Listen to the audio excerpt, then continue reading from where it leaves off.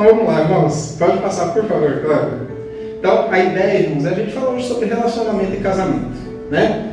Porque a gente não tem relacionamento só amoroso. Mas não foi tão sem querer que o tema era casamento e relacionamento, tá? A gente sabia que junho era o mês dos namorados. Acabou de passar dia dos namorados aí, né?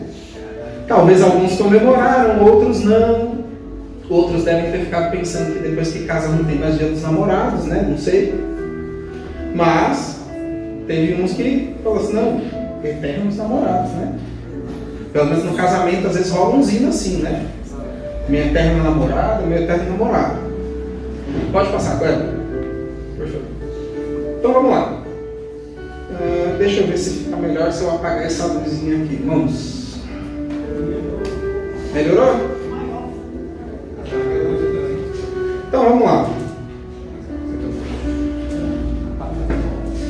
Eu ia começar dizendo que Deus criou o homem, né? Para dominar sobre todas as coisas, para dominar sobre a terra, para dominar sobre tudo que ele tinha criado antes. Então Deus criou o céu, Deus criou o sol, a lua, as estrelas, criou os animais, criou terra, criou mar, criou tudo. E faltava alguém para gerenciar. E toda vez que Deus criava alguma coisa, ele dizia, isso foi bom. E aí depois ele dizia, nossa, isso aqui foi bom. E quando ele fez o homem, ele falou, rapaz, isso foi muito bom. Só que aí ele começou a observar, né? Fez tudo, estava muito bem, pôs o homem lá no jardim. Só que ele começou a observar e falou assim, rapaz, está faltando um negócio. Então mesmo Deus tendo feito coisas grandiosíssimas, mesmo ele tendo visto que tudo que ele fez através da palavra era bom, ele falou, tem um negócio que não é bom. E o homem está sozinho. Então tinha par para todo mundo, mas para o homem não tinha. E aí ele falou assim, não, então vamos resolver esse negócio. Vamos então criar o homem, vamos criar a mulher, já que nós criamos o homem. E aí a gente acabou de ler aqui em Gênesis, né, no capítulo 2, que ele fez cair um sono sobre Adão e dos ossos, né, da costela. Eu não sei se biologicamente a gente tem uma costela menos, tá? Mas o fato é, Deus tirou uma costela do Adão e fez a Eva. Aqui não é a Eva, é a Dalila e o Sansão, tá bom? E para quem não me conhece, meu nome não é Sansão não, tá, irmãos? Então assim, irmãos, desde o princípio, o propósito de Deus era que o homem e a mulher eles estivessem unidos e que eles fossem uma só carne, né? Mas o que acontece quando Deus tem um propósito, né? O que acontece quando Deus tem um propósito normalmente? O que acontece? Deus tem um propósito, porém nós temos um inimigo para separar, né? Como diz assim que Deus coloca a mulher para ser um só, ela com o seu marido, porém tem um inimigo que não quer que a gente permaneça junto. Então tem sempre ele para estar separando, colocando intriga, briga dentro de casa, tudo ali ele está para atrapalhar. A gente tem Deus coloca a mulher para andar lado a lado, porém tem sempre as circulações do inimigo que coloca para atrapalhar essa união do Senhor, né? Então, da mesma forma que Deus tem um propósito, o diabo também tem. É atrapalhar o propósito de Deus, né? Então Deus faz um plano, o diabo tenta atrapalhar. Deus faz outro plano, o diabo tenta atrapalhar de novo. E na maioria das vezes, irmãos, ele só se lasca. Porque ele tenta atrapalhar e ele acaba dando um empurrão para o negócio funcionar melhor, né? Mas ele tenta atrapalhar. E se a gente bobear, ele consegue, né? Pode passar, Cláudio, por favor. E aí, irmãos, a gente começa, né? Vai crescendo, vai se desenvolvendo, aí a gente começa a se interessar, né? Achar um bonitinho aqui, uma bonitinha ali, né? E aí a gente começa a despertar o interesse em outras pessoas. E talvez pelo menos os jovens aqui, né, jovem da mocidade, tá, irmãos? Não estou chamando ninguém de velho, não. Mas pelo menos o pessoal da mocidade talvez já ouviu algumas vezes eu contando a história de como eu e a Dalila se conheceram. Que, irmãos, foi muito ao acaso. Muito ao acaso. Era um congresso que eu não queria ir tocar de jeito nenhum. E me desculpem a palavra, mas me encheram o saco para eu ir tocar nesse congresso. Vem. E eu falei, não vou. Mas de última hora eu falei, não estou fazendo nada em casa, eu vou. E eu saí desse congresso, uma semana depois estava namorando. E eu falei, não quero ninguém. E ela falou, não quero ninguém.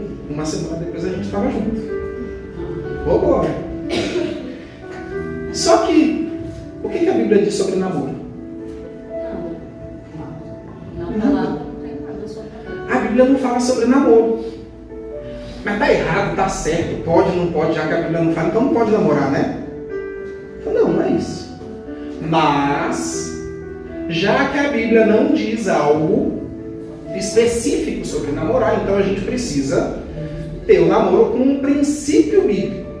Já que não tem uma instrução específica para essa fase. Até porque, culturalmente, naquela época e no lugar geográfico, né, onde se passa a maior parte das histórias da Bíblia, não tinha namoro. Chegava alguém e dizia, eu quero me casar com a sua filha. E ponto. Né? Os pais ali se arranjavam, até aqui no Brasil, há alguns anos atrás ainda era assim. As famílias se organizavam, se arranjavam. Às vezes as pessoas, né, os noivos, nem ficavam sabendo, né, que estava tendo uma negociação ali de casamento. De repente, você vai casar com fulano. Então não tinha muito esse hábito, né, do namoro. Só que a nossa cultura tem, né? A nossa cultura tem. E aí, irmãos, acho que o principal que a gente precisa ter como parâmetro de namoro é, primeiro, respeito e, segundo, buscar a santidade, né? Então, o namoro, ele é uma fase para a gente investigar e conhecer o outro, né? Ele é uma fase para a gente saber quais são os valores do outro, para a gente conhecer os princípios do outro, as qualidades do outro, os defeitos. Porque a gente fica meio cego no namoro, né? Os outros falam, olha, fulana tem tal defeito. Tem não. Olha, ele é bagunceiro. Não. Olha, ela é gastona. Não. Olha, ele não arruma o quarto, a cama. Não, mas está tudo bem. Né? A gente precisa conversar sobre coisas importantes. Então, por exemplo, quantos filhos você queria ter? 2. Eu queria ter 2, irmãos. Aí veio Jesus e dobrou a meta. Veio Jesus e dobrou a meta. Eu vou parar até de dormir, porque de vez em quando vem uns sonhos aí que misericórdia. Mas vamos lá. Aí, sabe qual é o problema, irmãos? A gente precisa conversar. E aí, muitas vezes, o que acaba acontecendo? A gente acaba pulando etapas. E às vezes, até entre a gente, na igreja, né? Então a gente acaba descobrindo muitas dessas coisas quando a gente está casado já, né? E é importante dizermos que a gente não está aqui para dizer, essa palestra que a gente está trazendo aqui para vocês, esse conteúdo que a gente está trazendo aqui para vocês, não é para dizer para vocês que a gente é o casal perfeito. Não é para dizer que a gente é o exemplo a ser seguido. Na verdade, em muitas coisas a gente é o exemplo do que não fazer, né? Porque a gente também pulou etapas. A gente também se precipitou em algumas coisas. A gente também foi além do que deveria ir. Então a gente não está falando aqui, não, a gente é os certinhos, fez tudo certo, está tudo lindo. Não, a gente também errou. E o mais importante não é assim, não, então erra e está tudo bem. A gente pagou um alto preço por ter pulado etapas. Talvez a gente poderia ter batido muito menos cabeça. Talvez a gente poderia ter sofrido menos, né? Muitas experiências, se a gente tivesse conversado mais. Se a gente tivesse seguido o fluxo correto das coisas, né? Então, né? Assim, não, olha para o Hermes e para a Dalila que é o exemplo. Não. Às vezes é o exemplo do que não fazer. Às vezes a gente vai dizer para vocês, de novo, irmãos, tem coisa que às vezes a gente conversa mais com o pessoal que é da mocidade, né? Tem muita coisa que a gente já disse. A gente é o exemplo do que não fazer. E ok, às vezes a gente aprendeu com a lição, hoje a gente talvez tenha a lição para ensinar, né? Mas, se a gente puder aprender a lição sem ter que cometer o mesmo erro, amém também, melhor, né? E aí, maravilha, a gente está namorando, né? Começa às vezes os desafios, mas a gente fala, não, é com ela que eu quero casar, é com ele que eu vou casar, né? A gente vai avançando, avançando, avançando e a gente noiva, né? O nosso foi meio relâmpago, né? Mas o que é o noivado?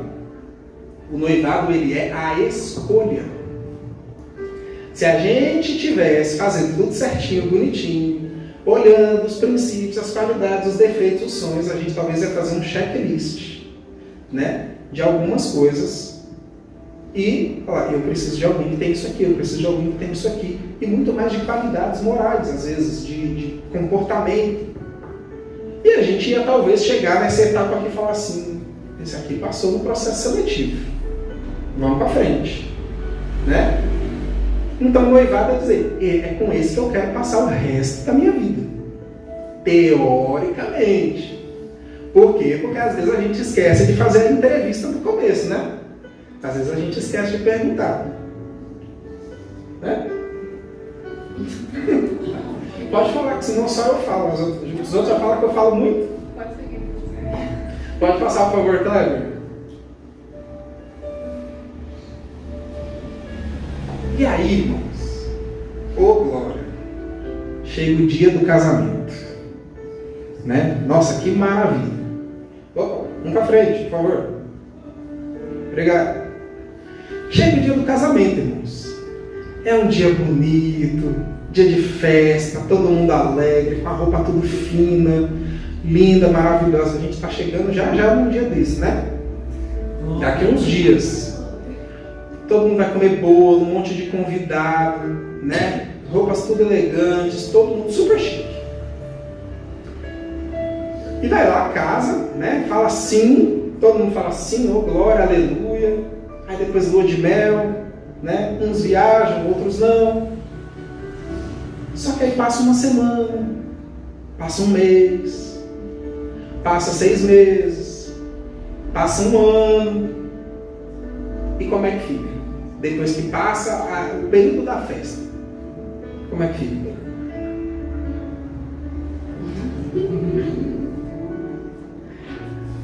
No começo da relação é sempre bom, né? Aí passando alguns meses, aí você vai começar a ver os defeitos lá no começo do namoro que você não tinha reparado lá no começo. A toalhinha na cama, que incomoda. Um aperta a pasta de dente no meio, outro aperta embaixo. Você coloca isso aqui, eu quero que fique ali. Coisas mínimas que nem precisava ser um defeito nem nada, mas começa a incomodar. E o que é engraçado nisso? Quando começa, irmãos, os primeiros meses é lindo, né? É lindo. Tá no clima da lua de mel estendida ainda, né? Então tá todo mundo só super sorrisos, né? Só que aí vai passando o tempo, quem estuda ainda tem que estudar, quem trabalha tem que trabalhar, quem trabalha e estuda continua tendo que trabalhar e estudar, porque às vezes tem uma licença aqui, umas férias ali, mas a vida continua, né? E os boletos não param de chegar, só muda o endereço, porque agora você casou, você mudou de casa. É só isso que muda, mas o boleto continua vindo, né? Então, vai vindo as coisas, e aí tem uma rotina nova. Porque tinha coisa que quando a gente morava na casa da nossa mãe e do nosso pai, era a nossa mãe e nosso pai que fazia. Tinha conta que era eles que pagavam. O lixo, quem colocava para fora, nem sempre era a gente. Louça para lavar, tem roupa para lavar, tem compra no mercado, tem comida para fazer. Porque eu não sei se na casa de vocês o fogão cozinha sozinho. Não cozinha sozinho. A roupa entra na máquina, escolhe o ciclo sozinho, tudo automatizado. Não, a gente tem que fazer. E aí às vezes começa, né, esses desafios no quem é que faz o quê. Né? E aí tem uns que vai dizer assim, olha, né, isso é papel da mulher. A mulher que se vire. Né? Eu vou falar da gente, tá, irmãos? Eu vou falar da gente. Tudo é uma questão de combinar. Então eu não estou dizendo que o que a gente está dizendo aqui tem que ser regra na casa de vocês. Porque tem muita coisa que tem que ser um acordo entre o casal, um combinado entre o casal. Então, por exemplo, quem normalmente cozinha lá em casa? Você. Por quê? Eu não gosto de cozinhar. Quem limpa? Eu. Por quê? Eu gosto de limpar. E porque eu não gosto de limpar. Então, eu trabalhei, antes de trabalhar com tecnologia, eu trabalhava em restaurante. Né? Eu fui treinado para cozinhar. E ainda cresci comendo comida da minha mãe, da minha tia e quase todo domingo enfiado na casa da irmã Célia. Né? Que acabava a escola dominical aqui, eu dava um jeito de me picar, ou para Tarira ou para o Parque Fernando. Então, eram 3 pessoas que cozinham, que irmão, dá para você ficar estirado no sofá depois de comer. Às vezes minha mãe, depois do almoço de domingo, ela falava assim, meu filho, lembra que tem janta ainda, você pode comer mais de noite. Ela falava de um jeito educado, tipo assim, meu Deus, para de comer, pelo amor de Deus. Então, eu cresci gostando de mexer com comida, queria aprender as coisas, fui trabalhar com isso no começo. E eu gosto de cozinhar. Irmãos, a comida da Dalila é uma bênção, é maravilhosa. Mas ela não gosta. Tá aqui meus filhos que não deixam mentir. Quando ela cozinha lá em casa, é uma festa. Glória a Deus. Mas ela não gosta, então normalmente quem cozinha sou eu. Mas não é por isso que eu vou dizer que o Júnior, o Jean e o Alisson são obrigados a cozinhar. Eu não sei. Pode ser que eles não saibam fritar um ovo. E tá tudo bem, desde que seja um acordo com a esposa deles. Eu gosto de cozinhar, ela não gosta, ok, deixa a cozinha para mim. Só que a louça, na maioria das vezes é com ela. Passar pano na casa, na maioria das vezes é com ela. Porque ela gosta, eu não. E haja louça, viu, irmãos? Por quê? Porque eu aprendi, primeiro que a família é grande, né? Então vai comer, 7 pratos, 7 copos. Aí, se juntar minha mãe e o Kleber é 8, né? E aí, eu aprendi, irmãos, cozinhar em restaurante. Aí, não tem esse negócio de reaproveitar a colher. Se eu vou fazer um negócio que usa 5 ingredientes, eu vou separar os negócios em 5 potes. Só que no restaurante você cozinha, depois vem um ajudante para limpar. E eu peguei esse mau hábito. Então, eu não estou dizendo que toda vez eu deixo a louça suja para ela. Muitas vezes eu ajudo.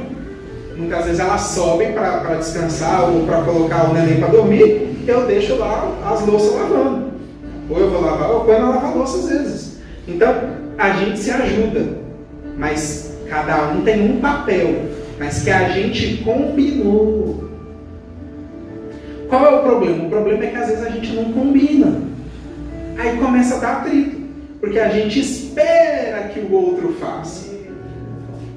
Só que, quem aqui tem bola de cristal? Quem aqui lê a mente do outro? Se a gente não falar, como é que o outro vai saber? E mulher é pior ainda. Mulher é pior ainda. Como assim, né? Nossa, misericórdia. Não vai falar mal das mulheres agora. É. Porque a gente, olha só. A gente tá com fome. Vai acabar o culto. A gente podia pedir uma pizza, né? Tá bom. Vamos na hamburgueria. Os meninos gostam muito, né? Vamos na hamburgueria. Vamos dizer onde vamos. Homem é assim. Mulher. Tô com vontade de comer um negócio que eu não sei o que é. O que? Não sei. Quer que eu peça alguma coisa? Tá bom. O que? Qualquer coisa, escolhe aí. Tá bom. Então eu vou pedir pizza. Pizza de novo. Não, tá bom, então eu vou pedir hambúrguer. Não, mas eu preciso entrar no vestido. Daqui a pouco tem casamento júnior, então não dá. Ah, não, então eu vou pedir, sei lá, massa. Não. O que você quer? Não, escolhe aí.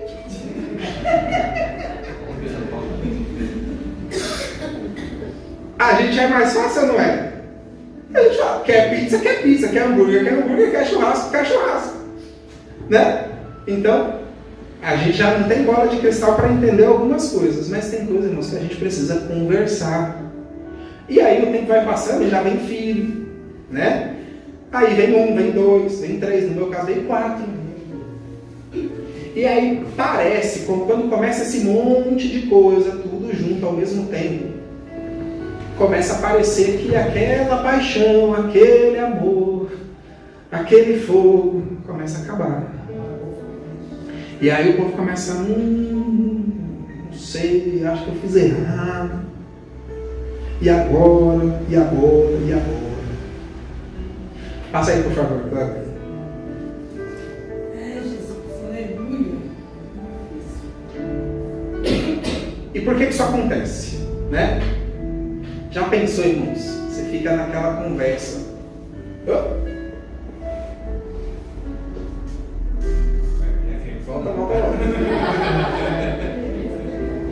Calma aí, irmão. Falando a mesma língua. Mais um. Não é pendrive, não. Aí. Então pensa assim, ó. Já pensou? Eu falo, fica aqui meia hora falando. Aí de repente eu descubro que vocês tudo falam russo. O que adiantou ficar falando meia hora? O que adiantou? E qual é o problema?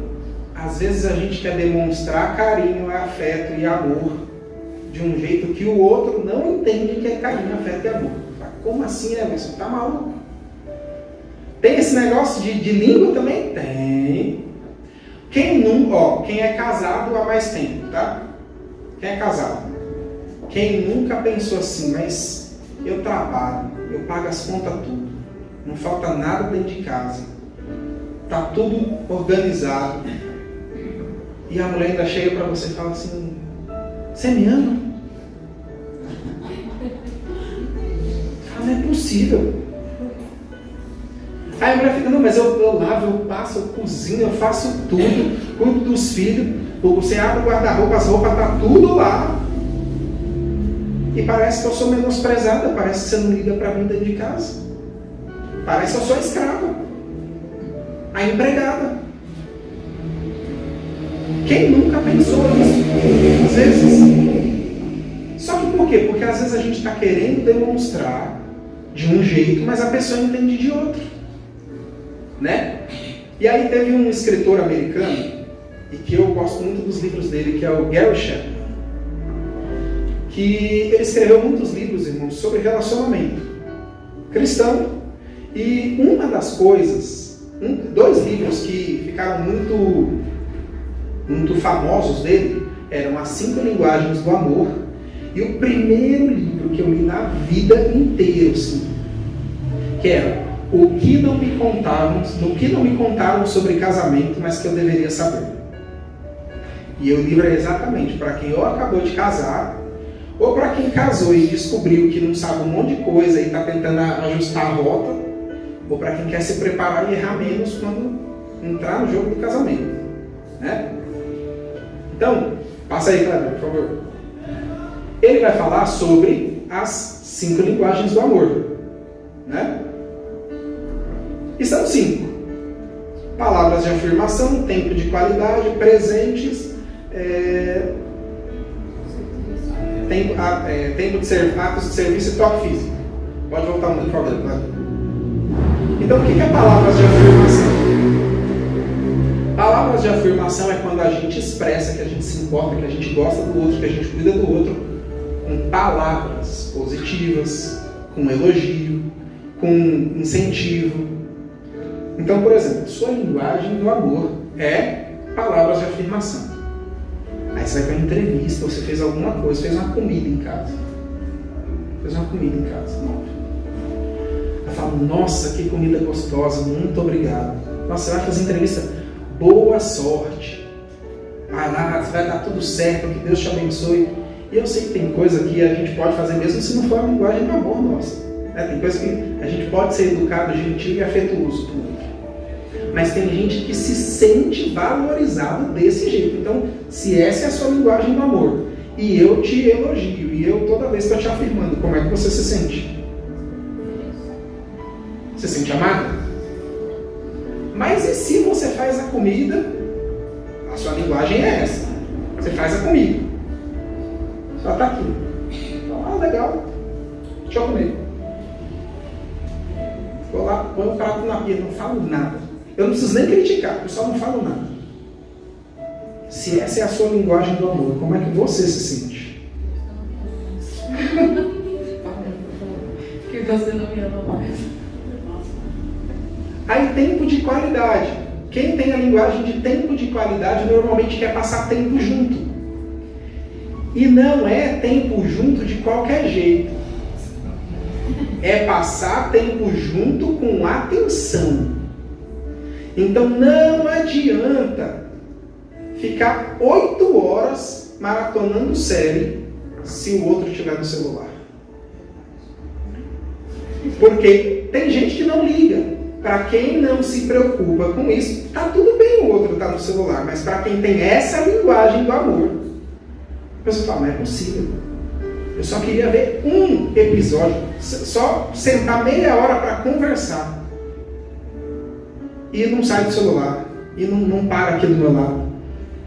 Ou tá conversando com não sei quem, tá ligando. Então, quem tem essa linguagem do amor, do tempo de qualidade, só quer tempo, às vezes olho no olho, sentar junto, ficar quieto. Mas é você ali presente. Sem o celular, sem talvez a televisão, sem fio, sem nada. É você e o outro. Aí adianta eu ficar 8 horas. Aí vai os quadros. A linguagem da Dalila é tempo de qualidade. Aí, e a dela é a mesma. Aí eu trabalho, chego e ainda vou ficar no celular, conversando com um, com outro. Às vezes 11 horas da noite eu vou pôr todo mundo para dormir. E se bobear, se sentar para assistir televisão, eu ainda vou estar no celular. Resolve alguma coisa? Parece que eu amo, mas eu te amo. Muito. Mas parece que eu amo quando eu faço isso? E às vezes isso acontece. Não é encenação, não é fictício. Então, no meu caso, eu tenho que me policiar. E às vezes ela que é a polícia. Às vezes é ela que fala, ô, vigia aqui, meu. Ó, vem cá. Porque, de novo, é a conversa. Às vezes eu não percebo que eu tô, não, é venda, é trabalho. Então tem hora que ela precisa falar, vem cá. E um tempo de qualidade. Então muitas vezes ela me cobra. E presente? Todo mundo gosta de presente. Eu sei, todo mundo gosta de presente. Mas quem tem palavras de afirmação como linguagem do amor prefere um elogio do que um presente. Quem tem tempo de qualidade prefere passar tempo com outro do que receber um presente, embora vai gostar do presente também. Mas é o que a gente se sente mais valorizado, né? Passa aí, por favor, Cleber. Atos de serviço. Às vezes, eu vou falar que essa não é minha linguagem, não. Mas eu já me vi nesse cenário. Então, por exemplo, já teve momentos nossos, eu e a Dalila, que a gente tinha que levantar a casa. E tinha que subir material. E quem já foi na minha casa sabe que é um show das escadas. E muitas vezes eu chegava do serviço, 7 horas da noite, ela grávida do Luiz. Tem coisa que é complicada eu falar, irmãos, porque minha mãe só descobre quando a gente conta testemunho. Ela muitas vezes grávida do Luiz, ela descia para a rua grávida, não podia carregar peso, mas ela ficava fazendo as pilhas dos tijolos lá. E eu, 2, 3 horas subindo, 2 lances de escada carregando tijolo. Porque só tinha eu, então não dava para subir na carretilha não. Era na escada mesmo. E amarrava, chegava a viga para fazer a laje, ela que amarrava as vigas na rua. Aí às vezes passava até alguém que estava assim meio alto, né? Olhava assim, não, peraí, como assim? O cara ficava até são na hora. Ah, não, não, peraí, como assim a mulher está grávida amarrando esses negócios aí? Às vezes ajudava. Normalmente você está subindo material, eu tô, me dá um dinheirinho aí, me dá um trocado aí que eu te ajudo, né? Às vezes ajudava até de graça, porque via ela lá de barriga. Nessa hora, para mim, irmãos, não importava elogio, não. Não importava alguém chegar e falar assim, você quer que eu suba 10 pilhas dessa para você? Nessa hora só importava alguém ajudar fisicamente, né? Só que tem gente que se sente valorizado assim. Lava a louça, passa um pano na casa, arruma isso aqui. Ah, não, isso não tem nada a ver, não, mas eu me sinto amado assim, amada assim. Às vezes não precisa do presente, mas lava uma louça para você ver se o outro não fica feliz. E o desafio é a gente entender qual é a linguagem do outro. E aí a gente tem a última, que é o toque físico. Então tem gente, irmãos, que gosta de pegar, de abraçar, de andar de mão dada, e toda hora tá junto, e junto, e junto, e junto. E às vezes tem um que ainda fica assim, meu Deus, me solta, tá grudado. Mas é a forma do outro expressar. E qual é o desafio?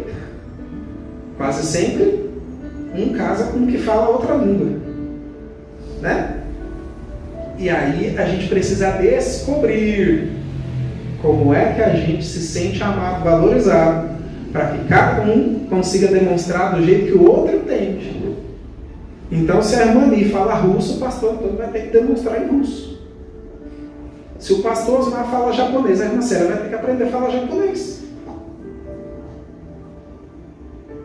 O exemplo do idioma é mais fácil para a gente entender, né? Passa aí, por favor, Clara. Quer comentar alguma coisa? E aí, irmãos, a gente tem as 5 fases do relacionamento. 5 fases do relacionamento. A primeira fase, aí a gente pensa assim, não, tudo dura para sempre. Não, não dura não. Tá? Fala assim, Emerson, como assim? Você está falando de casamento? Calma que vocês vão entender. Não assusta não. A primeira fase é a fase da paixão. No começo, irmãos, a gente escolhe se apaixonar. De vez em quando a gente até luta contra, né? Fala, não, eu não vou gostar de fulano, não. Não, eu não quero, não, né? Às vezes tem umas lutas internas. Você fala, não é possível que eu estou gostando de fulano, não é possível que eu estou com ciúme dessa pessoa. Não é possível. Deus está falando aí, irmãos. E aí começa aquele frio na barriga, e aquela ansiedade para encontrar a pessoa, né? Irmãos, minha mãe foi, graças a Deus que minha mãe descobriu onde a Dalila morava, a gente já ia casar. Eu acho que a minha mãe foi na casa da Dalila a primeira vez, no dia que a gente casou no civil, se eu não estou enganado. No chá de cozinha, verdade. Já estava ali, na cara do gol. Porque se ela tivesse ido antes, talvez a gente não ia estar aqui. Porque, irmãos, pensa num lugar longe. Pensa, nossa Deus, quem já foi na igreja lá no Imbu, sabe o que eu estou falando. E de carro, é molezinha, você vai pelo Santo Eduardo aqui, corta um monte de caminho. Eu ia lá para o Campo Limpo. Ficava 1 hora naquele ponto. Pegar um ônibus que só passava a cada hora, 1 por hora. Para andar mais 1 hora de ônibus, subir um morro mais uns 20 minutos a pé. E se eu saísse de lá, depois do horário que o último ônibus passasse. Porque tinha o horário que o último ônibus saía do final, aí eu pegava no ponto, chegava na estação, tinha o último metrô, e quando eu chegava aqui no metrô do Capão, estava passando o último ônibus São Bento, que na época eu morava lá na SH, onde minha mãe morava, com minha mãe. Irmãos, era uma volta. E eu ia sair daqui para ir para lá ver ela. Sair daqui para ir para lá ver ela. Hoje, cortando o caminho, uma meia hora, uns 40 minutos para chegar lá onde ela morava. Né? E a gente vai falar assim, não, olha, eu vou ter que morar em outra cidade. A gente vai ver. A gente dá um jeito. Né? Só que essa fase, a gente já deu um spoiler aqui ao longo do que a gente vem falando, chega uma hora que essa fase começa a passar. é a fase que você começa a ver defeito, né? E quanto tempo normalmente dura essa fase da empolgação, né, irmãos? Ela pode levar de alguns meses a 2 anos, em média, né? Depois de muito estudo em casal, normalmente ela leva aí até uns 2 anos. E nesse período, né, durante esse período, a gente está todo empolgado. E dentro dessa fase, pode ser que a gente já tenha ali o compromisso, que é a segunda fase, é o comprometimento. Então, de fato, é a gente se casar, a gente assume um compromisso mais sério, né? A gente está dando um passo de cada vez. Só que aí a gente começou a dizer, né, que começam a ter os desafios do casamento. A rotina, vem filho, né? Às vezes vem problema financeiro, às vezes vem uma série de coisas que começam meio que a afetar o casal. A toalha que você se importava, você não ligava a toalha molhada. Aí você fala, meu bem, a toalha é molhada na cama. Aí você fala a segunda vez, meu bem, a toalha é molhada na cama.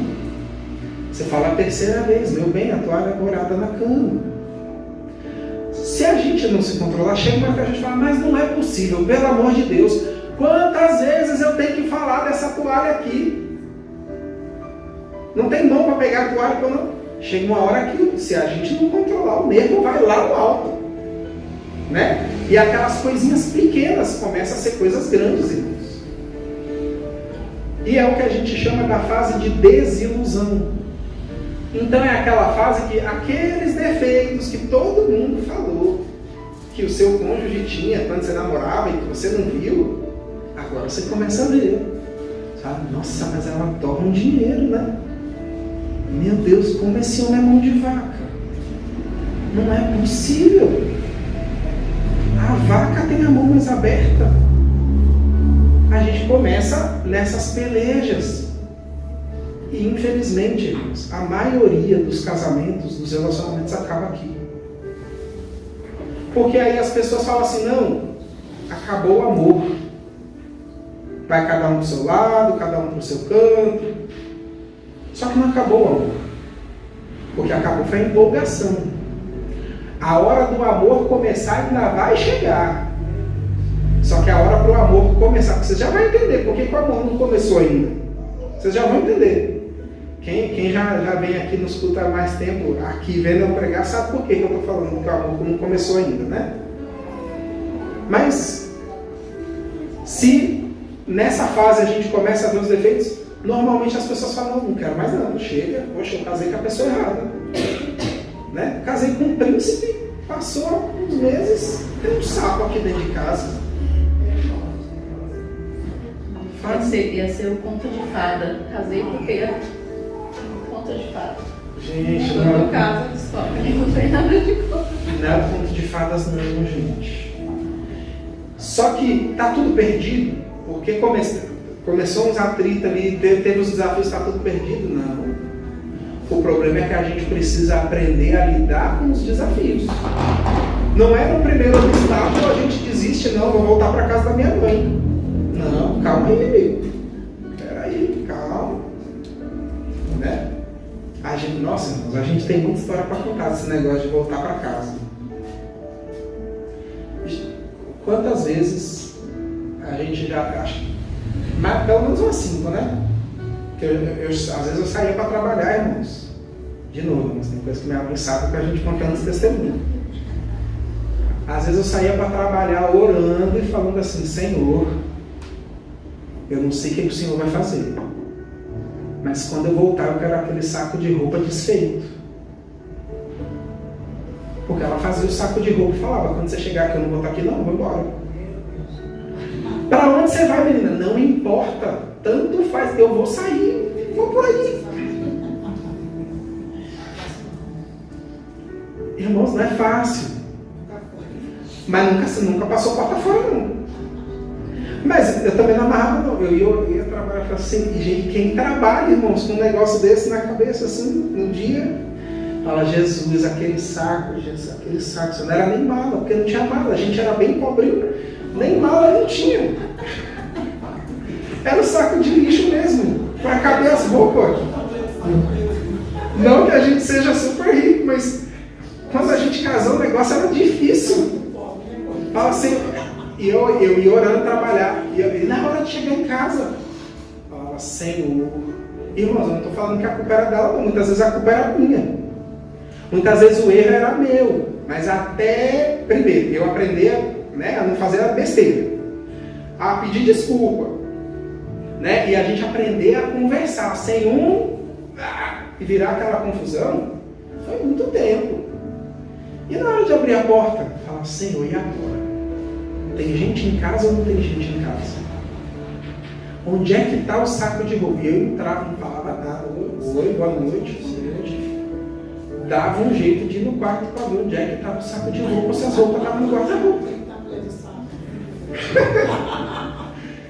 Era assim. Mas a gente aprendeu. Pode passar, Cleber, por favor. E aí, irmãos, chega a fase do amor real. Por que eu falei que os irmãos aqui que vêm aqui com mais frequência sabem por que eu ia falar isso? Porque eu já ministrei aqui mais de uma vez que amor não é sentimento.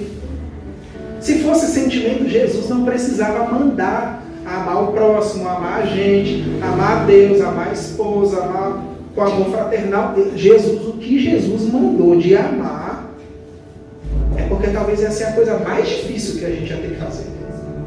Então não é sentimento. Aqui a borboletinha do estômago já foi embora. Aqui eu sei dos defeitos dela. Ela sabe dos meus defeitos. Nessa fase aqui a gente escolhe ficar junto mesmo com defeito. Tem defeito, mas é minha. E eu sei lidar com defeito. E os que eu não sei, Jesus vai ensinar.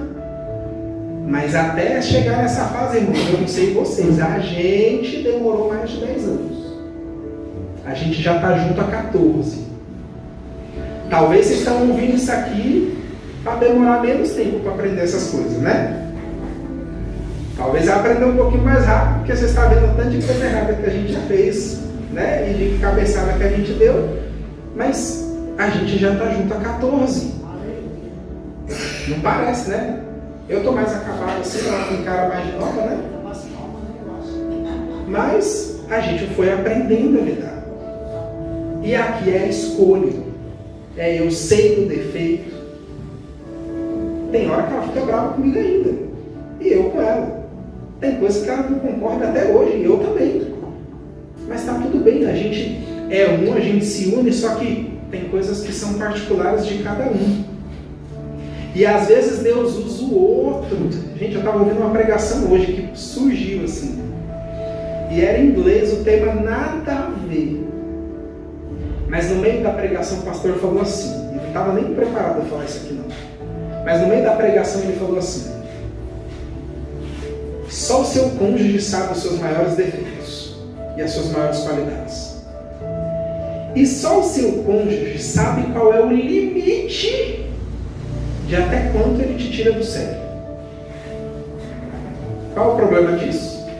Que às vezes Deus usa o seu cônjuge para testar seu limite. Aí você fica, meu Deus, não é possível, Senhor. E aí às vezes você fica nervoso, você fica emburrada, né? Você fala, não, a culpa é dele, E às vezes é Deus usando o seu cônjuge para mostrar o comportamento que está escondido em você e que só sai na hora do extremo, porque ele quer tratar esse comportamento. Só que ele não vai testar, ele não vai usar o de fora, ele usa o seu cônjuge. E quando você namora e você briga, vai cada um para sua casa, né? Para a casa de mamãe. Ah, não concordei, não, vou embora. Quando casa, vocês vão dormir na mesma cama. Irmão, esse negócio de dormir no sofá não tem não, tá? Vocês vigiam.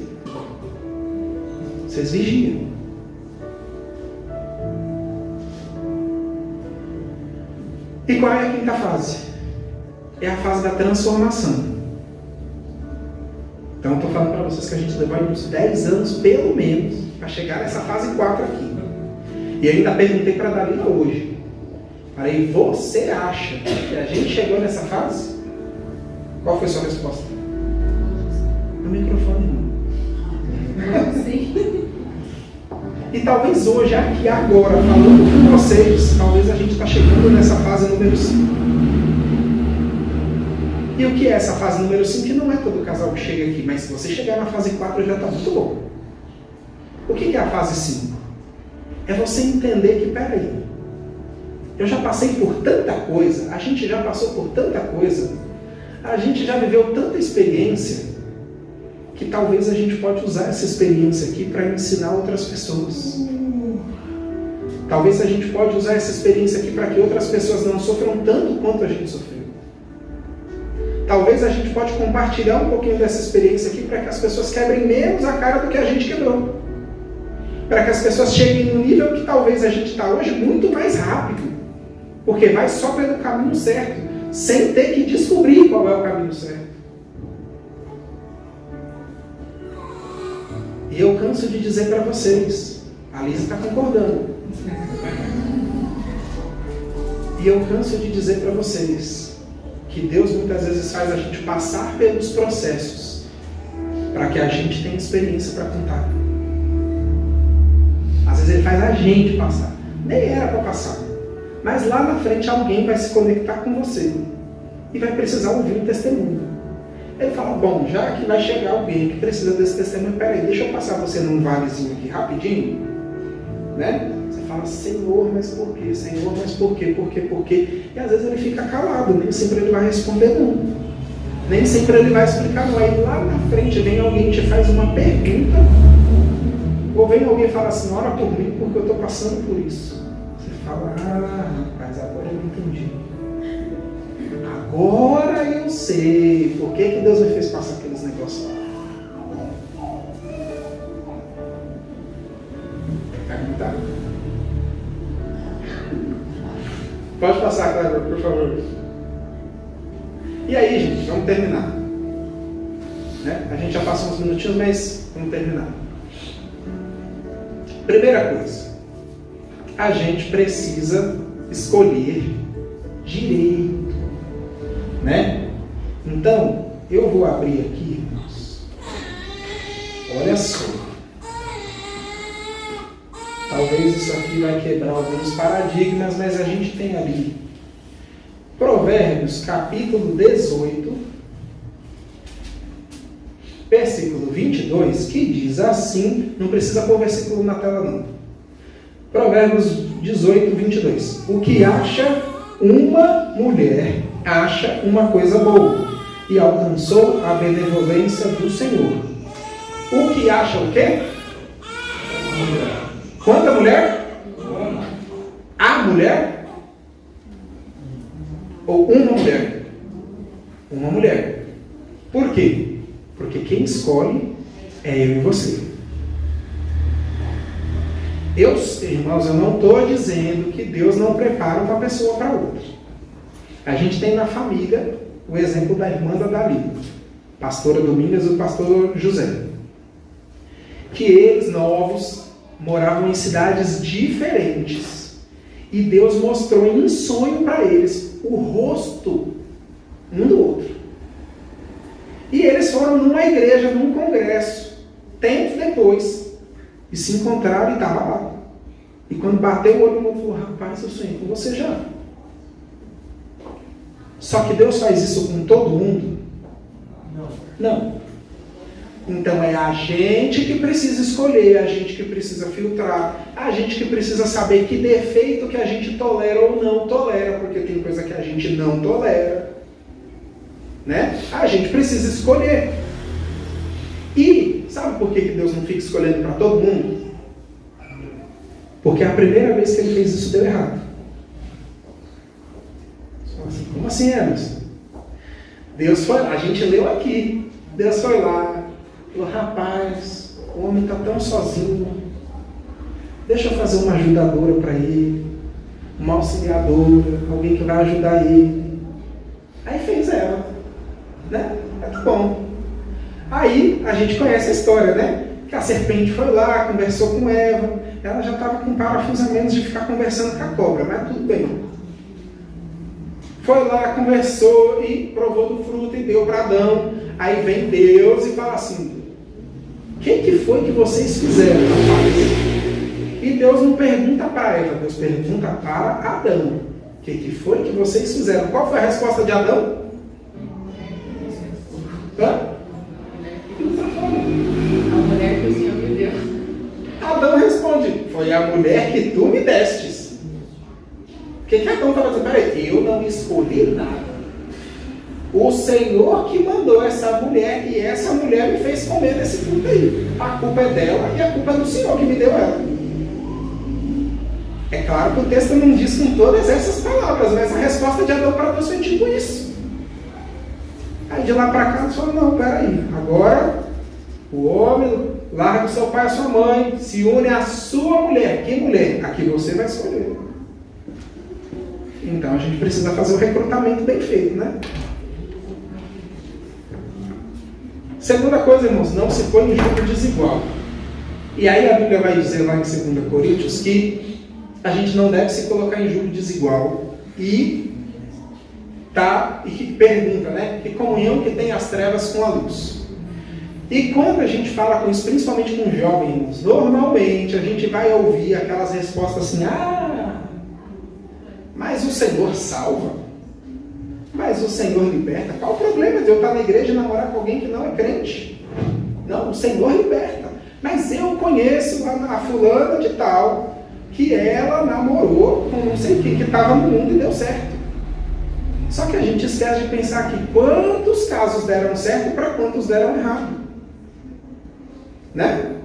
O pastor Cláudio Duarte, ele brinca que assim, pode ser 2 católicos, um reza o terço, o outro a Ave Maria, pode ser 2 na macumba, um mata o frango, o outro prepara o despacho, pode ser na igreja um canto, agora você está aqui e o outro quer ir para o shopping, você está aqui, o outro quer ir para um centro, você está aqui, o outro quer ir para a missa.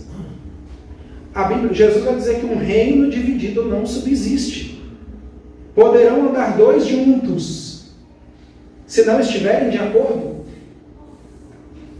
Então não é só sobre também ter alguém que é crente e não é crente, irmãos.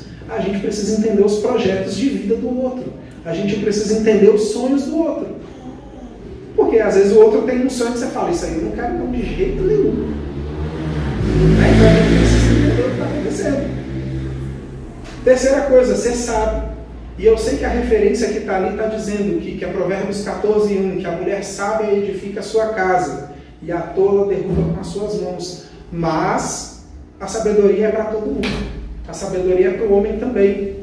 E a gente, recentemente, numa ministração, em pelo menos 2, uma do pastor Antônio e uma minha, que foi dita aqui lá em Tiago, está dizendo: olha, não tem sabedoria? Pede para Deus que Ele vai te dar sabedoria sem jogar na sua cara. Então, a gente precisa buscar a sabedoria de Deus. Às vezes no jeito de falar, às vezes em como abordar um assunto, às vezes em como começar uma conversa que é difícil, né? De vez em quando precisa ter umas DR aí, né? Mas como é que a gente começa e aborda às vezes algum assunto? E às vezes é o Espírito Santo que vai dar sabedoria para a gente, né? O amor tudo suporta. Então não é qualquer probleminha que a gente vai embora, né? Só que aqui eu vou abrir um parênteses, irmãos. O amor tudo suporta desde que seja com respeito, desde que seja com concordância, desde que seja com amor, né? Porque se alguém agride você, principalmente fisicamente, é cadeia dele. Vai na delegacia e abre um boletim de ocorrência. Ah, irmão Emerson, mas vai escandalizar o evangelho. Não escandaliza não. Porque se bater na esposa ou bater no marido, também escandaliza. Então o amor não suporta agressão não, vai na delegacia. E por que eu estou falando isso aqui de uma forma muito aberta, irmãos? Porque às vezes são coisas que acontecem no seio da igreja, e às vezes a gente fica sem saber como abordar, e ficar, o que a gente faz, o que a gente diz, é polícia que resolve. Ah, Deus quer tratar, trata lá na delegacia, lá dentro da cadeia. Quando sair, que volte mansinho para a vida, ou glória. Pode ter segunda chance? Pode.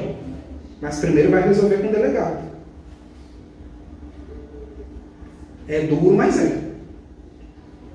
Ambos são só uma só carne. Então, o texto vai dizer que, às vezes, se a gente ama o nosso corpo, né? Você fica com fome. Mas você passa fome? O microfone, não tá ligado. Você passa fome? Quando você está com fome, o que você faz? Quando você está com sono, o que você faz? Se você estiver com frio, o que você faz? Você vai se vestir, né?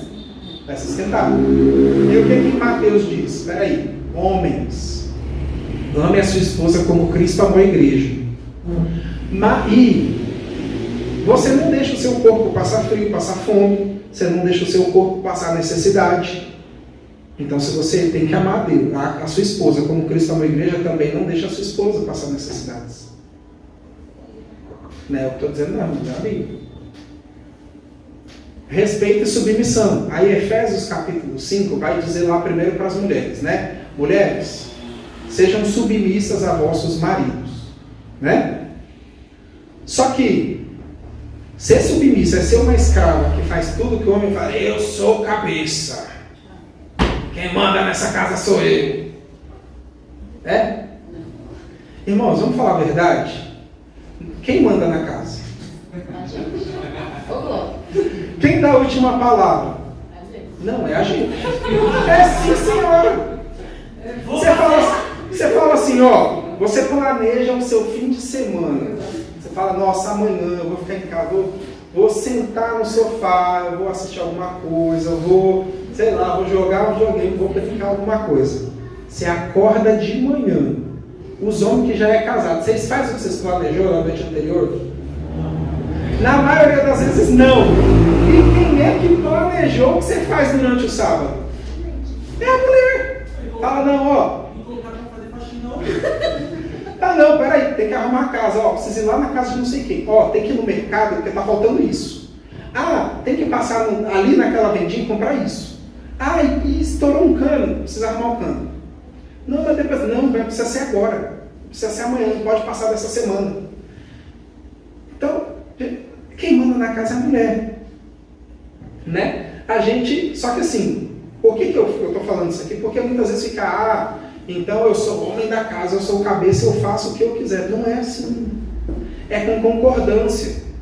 Então, no exemplo que a gente conversou hoje para trazer, irmãos, eu já vou acabar, irmãos. Mas um exemplo que a gente conversou hoje para trazer foi, nessa fase, né, que eu contei aqui que a Dalila ficava carregando peso lá, tijolo, né? Chegou uma fase dessa que eu comecei a viajar muito, né? E por muitos anos eu viajei muito. Mas teve 2 anos, mas que assim foi, nossa, foi o ápice das viagens. Eu normalmente saía de casa segunda-feira, 4 horas da manhã, para ir para o aeroporto. Viajava ou para o Rio, ou para Santa Catarina, para algum estado assim. E eu voltava, às vezes viajava até no domingo à tarde. E eu voltava na sexta-feira, 11 horas da noite. E pensa numa época que não tinha Uber, você chegar lá em Congonha, só tinha táxi, 11 horas da noite, e você dizer assim, preciso de um táxi. Para onde? Capão Redondo. Vou não. Eram 5 taxistas, até achar um meio doido, assim, meio vida louca, que falava assim, não, eu sou lá do Capão, eu sou de lá, vambora, eu te levo. A maioria não aceitava a corrida, não. Então, normalmente, eu tinha da sexta-feira até a madrugada da segunda dentro de casa. Mas por quê? Porque a gente tinha uma casa para levantar. E foi o trabalho que me surgiu, com a possibilidade de ganhar um pouco mais, e vamos embora. Só que não foi eu que mando, vamos embora, você se vira. Não. A gente teve que conversar e, ok, esse é o trabalho, vamos lá. Só que ela teve que ficar com a casa, sozinha. Muitas vezes ela que ia no depósito comprar material, muitas vezes ela que recebia o material, tinha coisa que ela colocava para dentro. E tinha criança já pequena, porque já tinha Kimber, depois veio o Luiz, quando a gente estava na reta final da casa, já estava grávida do Luiz. E eu viajando, e dali viagem. Né? Só que isso é uma forma de submissão. E não é ela sendo a escrava e eu sendo o patrão, não. A gente tinha um objetivo em comum, que era levantar a casa que a gente ia morar. Cada um tinha que se sacrificar no seu pedaço.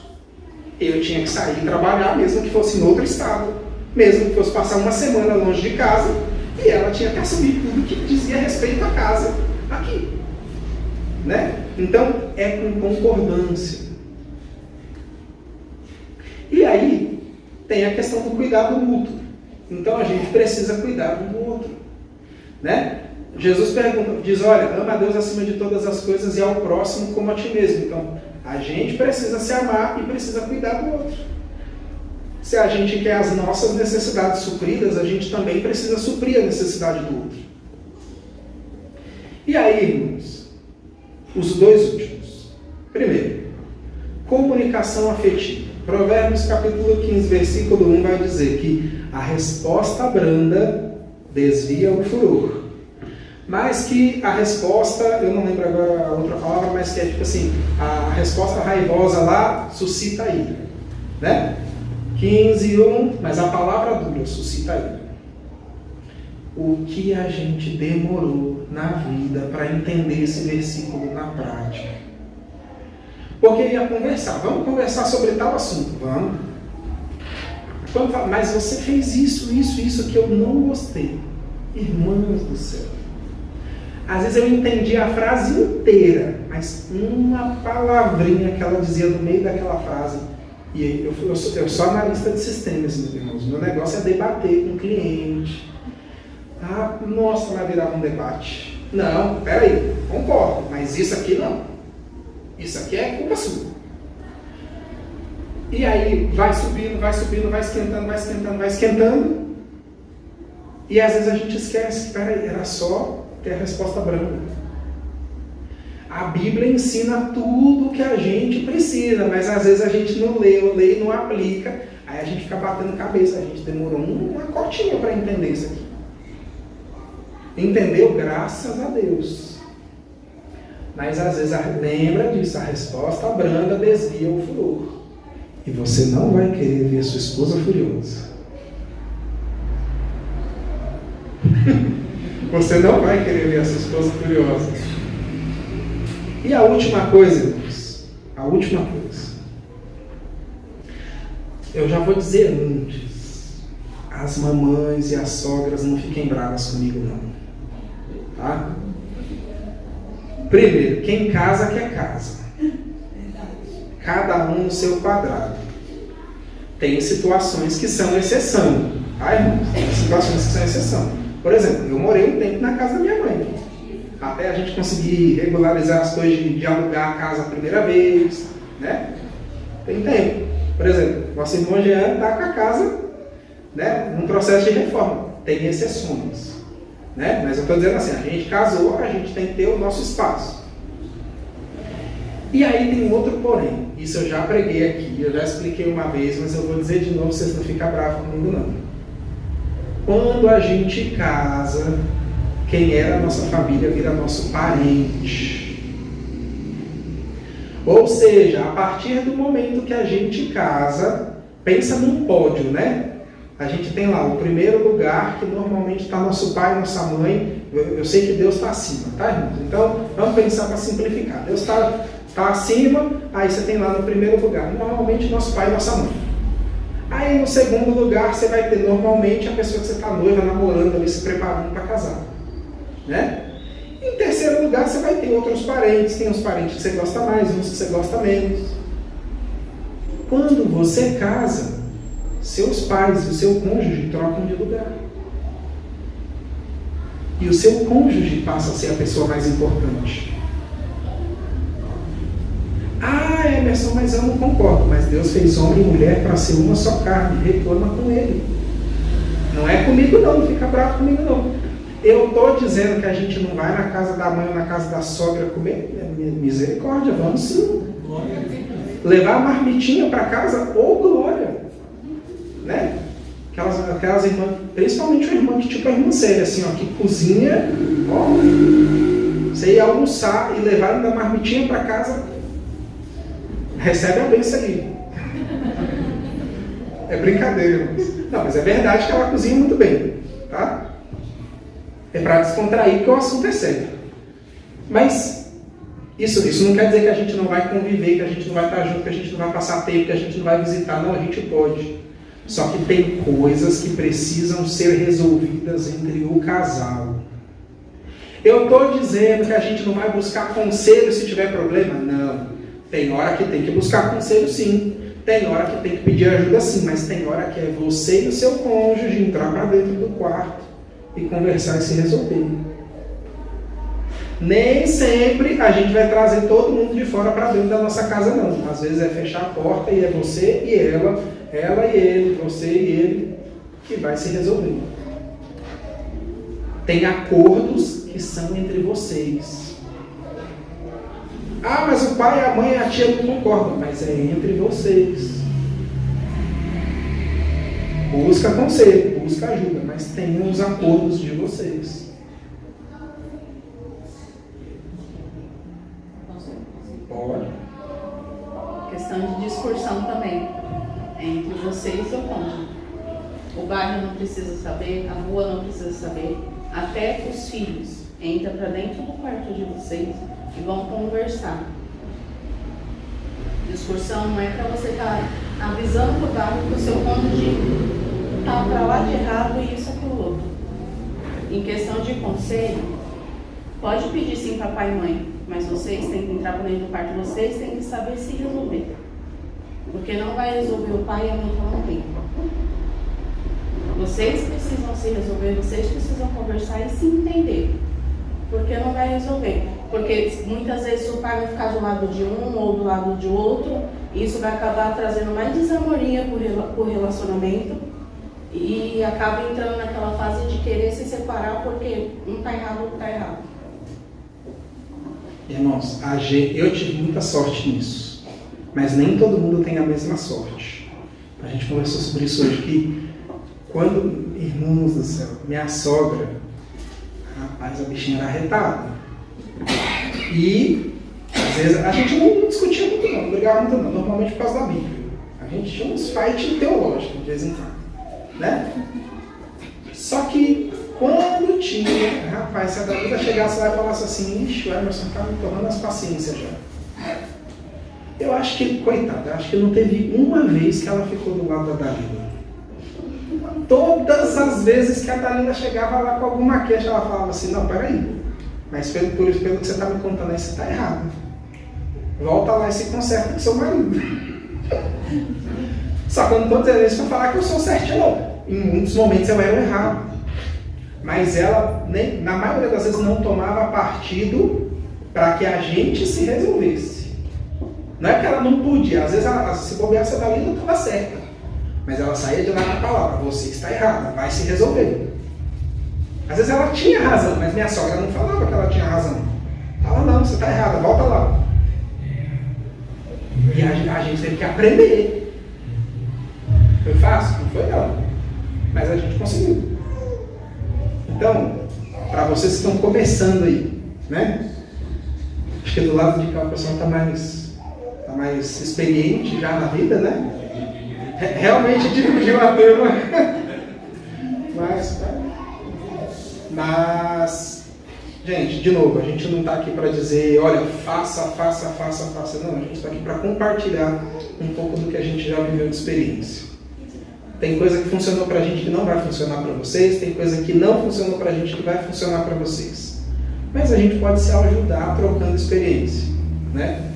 E por fim, irmãos, o Kleber tinha projetado ali o desafio que normalmente a gente posta. Às vezes é um negócio assim muito, né, mirabolante, que a gente comenta, mas o desafio desse mês é muito simples. Eu demonstro amor. Então, demonstre amor enquanto você pode. A gente não sabe do dia de amanhã. Então, se você pode hoje dizer que você ama, diga hoje que você ama. Ah, Emerson, mas eu não sou casado. Então demonstre esse amor com outra pessoa. Pode ser com seu cônjuge, se não tem cônjuge, pode ser com seu irmão, pode ser com seus pais, pode ser com alguém da sua família, pode ser com um amigo, mas demonstre amor.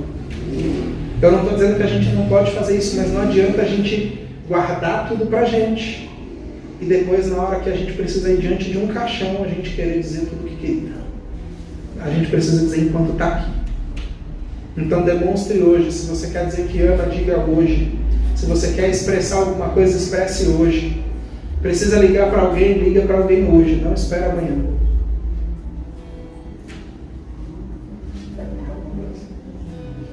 Irmãos, eu tentei falar um pouco. Eu peço que os irmãos perdão pelo horário. A gente agradece a nossa oportunidade. As palmas lá do Senhor Jesus.